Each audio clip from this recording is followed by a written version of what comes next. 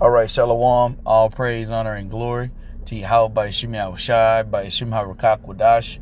Double honors to the apostles of Great Millstone who teach and rule well, and peace and salutation to the elect. So this lesson, I'm basically just going to read part of this article and basically just give some commentary, if the Spirit allows, some scriptures may come out, but I'm just in my car, so I'm in transit. But I just wanted to read a part of this article by Kevin Barrett. Clearly, I've been keeping up, through the Spirit, this Jeffrey Epstein case, has gone cold as far as in the media and, people's attention. And so, through the Spirit, I want to keep it hot, man, because something like this doesn't happen all the time, to where someone as prolific as a Jeffrey Epstein not only was about to go to trial, he was put in jail, supposedly committed suicide, but all of these things need to be brought to the forefront because, as I've said before in other lessons, there are countless Jeffrey Epsteins out there. So this one in itself has so much mystery behind it because, like I said, it was front page news and then it was no page news, and so any type of article I get, or even if you brothers run across articles, this happened a little bit more than a month and a half ago, roughly. And this article I'm gonna read now, or at least the excerpt from this article, is from September 5th, 2019. And as I was doing my research, there's maybe one or two articles that have been in the past week, but nothing as robust as it has been for the past couple of years. So anyway, the name of this article says 9/11 and Jeffrey Epstein, media malfeasance on steroids. Let me get that word here because I pronounced it incorrectly. Malfeasance. Okay, which means wrongdoing, especially by a public official. Okay, so I'm just gonna scroll all the way down here, man. This dude Kevin Barrett, man, he was going in, but I just really wanted to try to get to the last points in which he made, and really, that'll be, just more of a FYI, for you Akim, you brothers post scriptures if you're compelled. It says the Epstein affair, like 9/11, illustrates two critically important truths about Western secularism. There is no truth and there are no limits. A society that no longer believes in God no longer believes in the truth, since God is al-haq, the truth, without whom the whole notion of truth has no metaphysical basis. So let me just say something real quick. I don't know what this al-haq is or whatever, but the name of the Heavenly Father is Yahweh. Okay, it's not God. All right, and the name of the Heavenly Father Son is Yahushai. Okay, so just for clarity, for anyone that may be coming across this video, that name in which they have an article is not the name of the Heavenly Father. It says the postmodern philosophers understand this perfectly well. They taught a whole generation of Western humanities scholars that truth is merely a function of power. People accept something as true to the extent that they are forced by power to accept it, which is another reason why this is Babylon, which is another reason why they're going to force that RFID microchip, which is the mark of the beast. It says, so when the most powerful people in the world insist that 3 enormous steel-framed skyscrapers were blown to smithereens by relatively modest office fires on 9/11, that absurd assertion becomes the official truth constructed by such Western institutions as governments, courts, media, and academia. Likewise, the assertion that Jeffrey Epstein committed suicide under circumstances that render that assertion absurd will probably become the official truth as recorded and promulgated by the West ruling institutions, even though nobody will ever really believe it. Okay? It said Epstein's career as a shameless, openly operating Mossad sexual blackmailer, like the in-your-face 9/11 coup, also illustrates another core truth of Western secularism. If there is no God, there are no limits. In this case, to human depravity and what it can get away with. Or as Dostoevsky famously put it, if God doesn't exist, everything is permitted. Since God alone can establish metaphysical grounded limits between what is permitted and what is forbidden, a world without God will feature no such limits.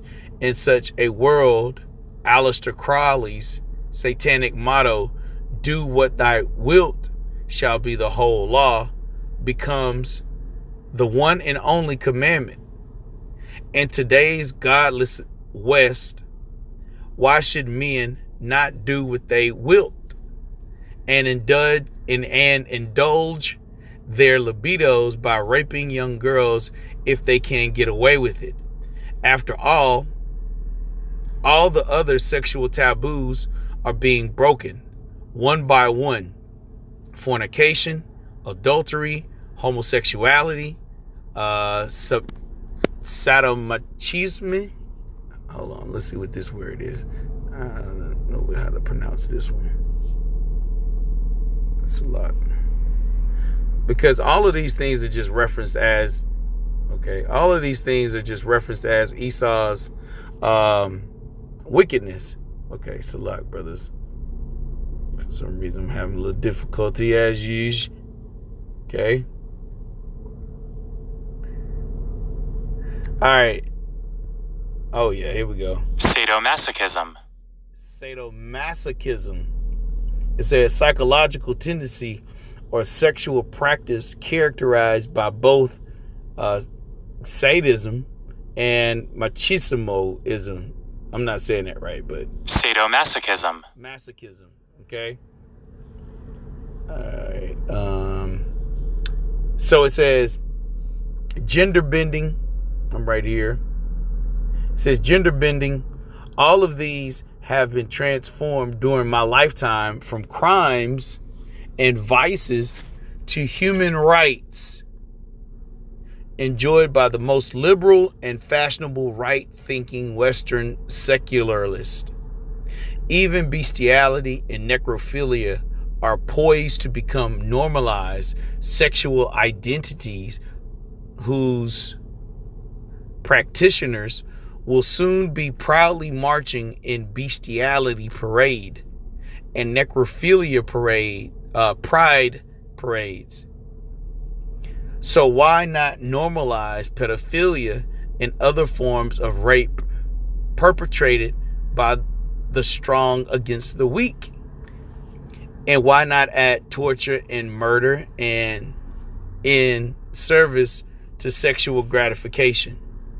After all, the secret Bible of the sexual identity movement is the collected works of the Marquis de Sade, the satanic prophet of sexual liberation, with whom the liberal, progressivist, secular West is finally catching up. It will not be surprising if, just a few years after Jeffrey Epstein's suicide is consigned to the memory hole, we will be witnessing LGBTQBNPR parades, with the BNPR standing for bestiality, necrophilia, pedophilia, and rape. It would have been LGBTQBNPRG, with the final G standing for gropers like President Trump, except that G was already taken by the gays.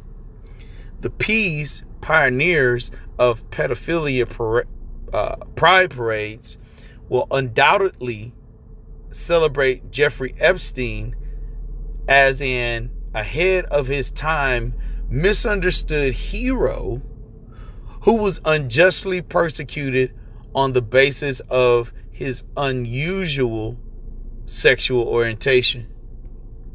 It is getting harder and harder to satirize the decadence and depravity of the secular West, which insists on parroting itself with ever-increasing outlandishness. When the book on this once mighty civilization is written and the ink is dry, readers will be astounded by the limitless lies of the drunk on Hetzpah sociopaths who ran it into the ground. And really all of this article is talking about Esau, the so-called white man, because he set up 9/11 and he set up for Jeffrey Epstein to be killed, because I do not believe that he committed suicide. And if he did, they allowed for him to do so.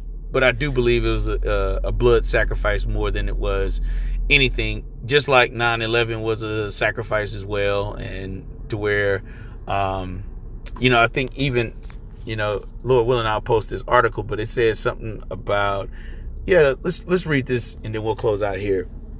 It says, as the 18th anniversary of 9/11 approached, the arrest and alleged suicide of Jeffrey Epstein made headlines and raised questions about the credibility of official narratives.